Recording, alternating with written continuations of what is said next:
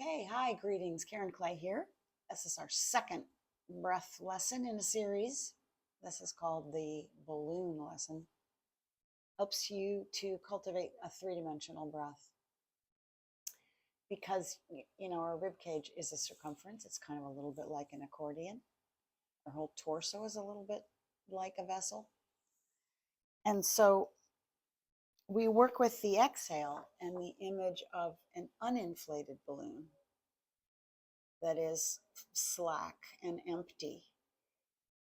And that balloon is actually resting inside of us, imaginary, right on the front of the spine. So just beneath the contents of the belly, the bottom of the opening is facing the pelvic floor or of the balloon. The open side is facing upwards, same way that we receive air. And the idea is that somehow the air that you breathe is funneled directly into that balloon. So that balloon expands inside of you as a result of how much air you use. And if you ever played with a balloon as a kid, sometimes you just breathe out and then breathe in. Rather than trying to fill the whole balloon, you would just let it pooch out a little bit and then maybe pooch out a little more. So we're going to be working sequentially and gradually with the idea of inflating that. So please come down onto your back as before. Take another baseline, sensing how you meet the floor. Which parts of you are heaviest? Is it your pelvis that's the heaviest? Or your rib cage, or your skull, or your feet? Just spend some time bouncing back and forth between those four weights so that you can put them in order of lightest to heaviest, or heaviest to lightest, it doesn't matter. So only you can know the answer to this question. And you can trust that whatever you sense is the truth for this moment. That it's accurate, that you have the capability to sense yourself.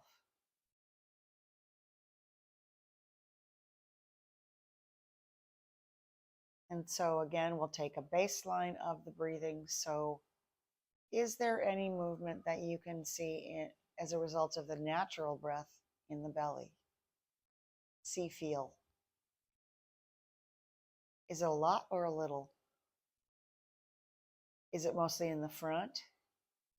Is it mostly in the bottom? Is it mostly in the top of the belly? Or are you someone who breathes mostly in your ribs? Is it the lower part of the ribs or the upper part of the ribs? Do you feel the breath in the front of the rib cage? Do you feel it in the sides of the rib cage? And what about the back? Is there any expansion backward into the ground? What about how your neck feels relative to the floor? So please guess how many fingers you could slide underneath the curve of your neck at its apex. Is it 2 fingers thick or 3 fingers or 4 fingers thick? Take a guess and then reach behind and measure so that you can compare that to the end of the lesson. How about, is there any movement in the pelvic floor? Is your head moving ever so slightly on the floor as a result of the breath or not? You could be saying no to all of those questions. Gosh, I don't feel anything. Gosh, I don't feel anything there either. That's totally appropriate and correct and right. You're right. So please begin with the idea of one of those little balloons. It's inside you.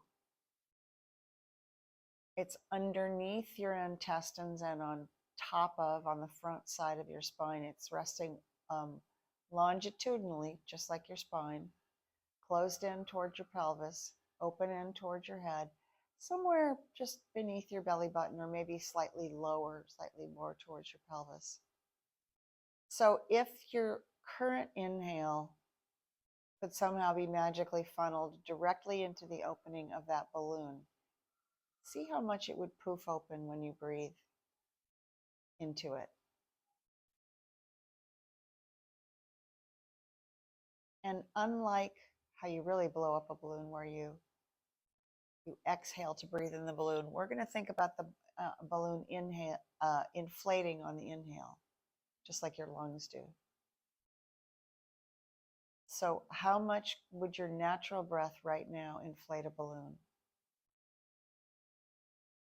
And you would know that no matter how small it inflates, it's going to inflate equally front to back. It's going to inflate equally right to left.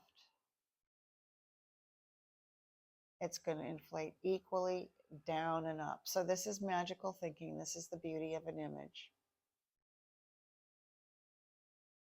So what you're looking for is the sense of globality of your in-breath and the sense of how that global balloon is inflating, however slightly, right to left, front to back, and down and up. So you have a sense of the shape of the movement of opening. And then how quickly does the balloon deflate? If it's not under very much pressure, it doesn't deflate completely quickly. How long is it going to take for the air that you've inhaled to escape from that balloon?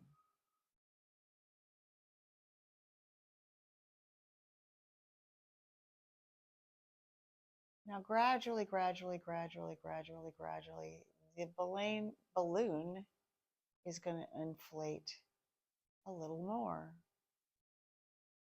So the skin of the latex starts to expand a little. You can feel it pushing down towards your pelvis.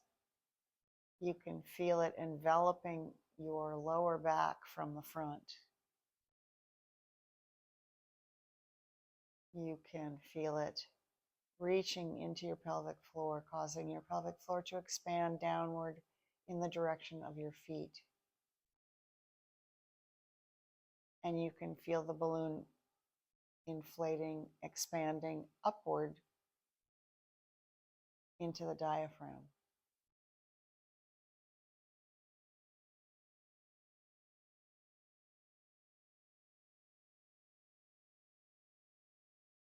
So continuing very slowly.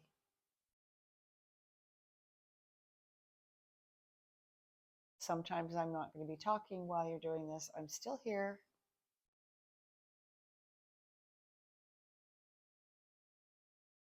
If you are reaching a moment where you feel nothing but resistance, which is frustrating, back off a little bit. So don't push so hard into your restriction. Instead, inflate a little bit less and enjoy that sense of no restriction. So I move well, I expand well this much. And I'm not going to try to push into a place where I feel resistance, because that reinforces self-conflict, cross-motivation in my own image of myself.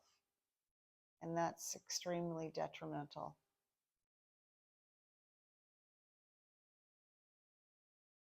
So be patient with yourself. Don't even be patient with yourself. Be patient with the process. Trust the process.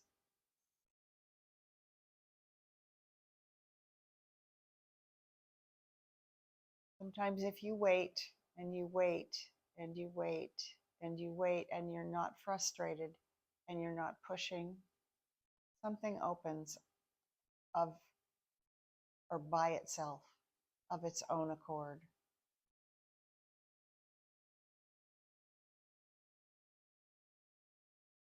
So now as that expansion really starts to pooch your belly towards the ceiling, to expand the sides of your waist, you might start to feel a little bit of movement in the low back, or a little bit of backward pushing. And again, you're not chasing it. You're not trying to get it. Let's say that you're tasting soup and someone says, "Can you taste the cardamom in the soup?" Well, if you don't taste the cardamom, you don't try harder to taste the cardamom. You say, "I don't taste the cardamom. I'm sorry, I really don't taste that cardamom in that soup." You can't try to taste something that you don't taste. This is just like that.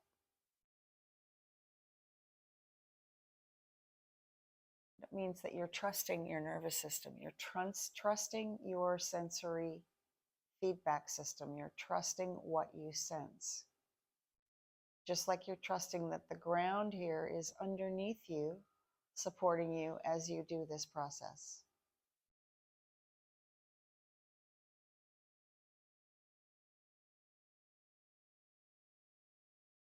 The other thing about inflating larger and larger is it takes time.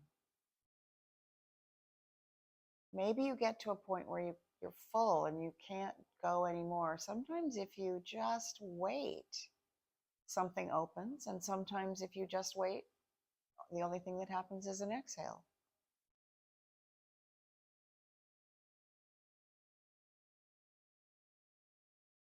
If as you continue with this, you feel the need to adjust how you're lying on the ground, including putting a bolster under your knees. I'm sorry, I should have said that at the beginning of the lesson. Please feel free to do that.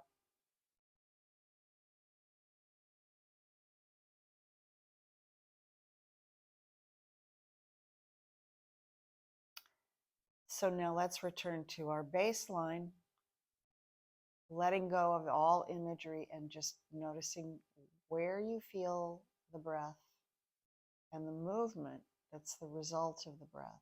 The pelvic floor, back of the pelvis, the back of the small of the back of the ribs, lengthening through the neck, the armpits,